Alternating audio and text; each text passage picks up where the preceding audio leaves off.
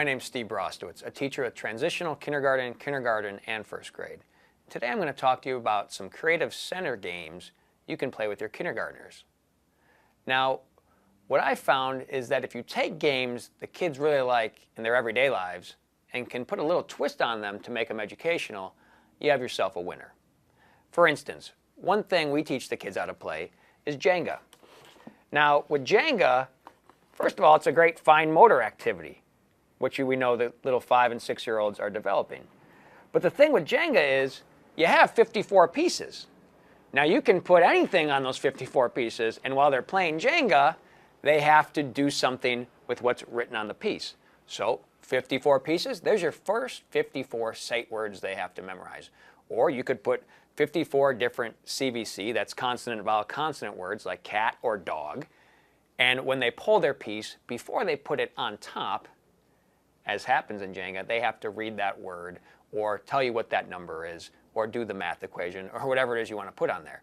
So that either means you buy a bunch of different sets of Jenga, which is possible because of course you want to go to garage sales and go online and buy things cheaply when you're a kindergarten teacher, or you can just change them as you go through the year. So I like to just put little pieces of tape on there. It's a little more setup, but then I only have to use one set of Jenga, at least until I buy another game. The other game we like to turn into an educational game is something that's already educational. It's in itself, Chutes and Ladders. Chutes and Ladders is perfect for kindergarten because you have to get to the 100th space.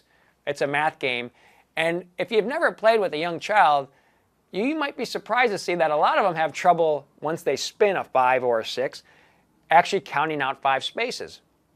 So that might be the skill you're working on that particular day. About halfway through the year, if you played enough, all of them get the one-to-one correspondence of I spun a 6, now I'm going to count 6 spaces. Once you get that down and the kids know how you move through the board and what you do when you get to a chute or ladder, then you can make it a little more challenging. The students soon learn that after they spin, after they count, once they get to that final spot, I'm putting up a flashcard that they have to read or solve the math equation, whatever it is I want to do.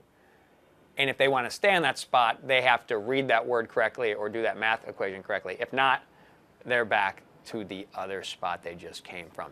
So I make it a little bit more challenging, but students quickly adapt to that new rule I create. So I embed yet another skill or two into the game while they're playing it. Kids are having fun and learning. You can't beat that. This has been Steve Brostowitz telling you some creative educational games you can do at centers with your kindergartners. I'll see you next time.